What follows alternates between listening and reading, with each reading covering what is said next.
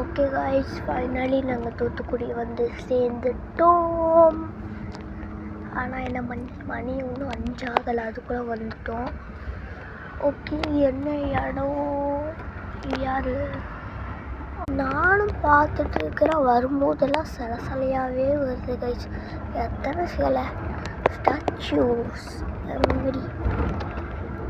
பஸ்ஸில் இப்படி வச்சு வீடியோ எடுக்கிறதே சுகம்தான். இங்கே பாரு, இது என்ன இடம்னே தெரியல.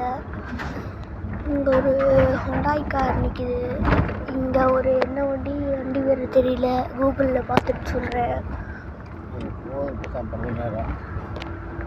அங்கே ஏதோ ஒரு பிங்க் கலர் வண்டி இருக்குது.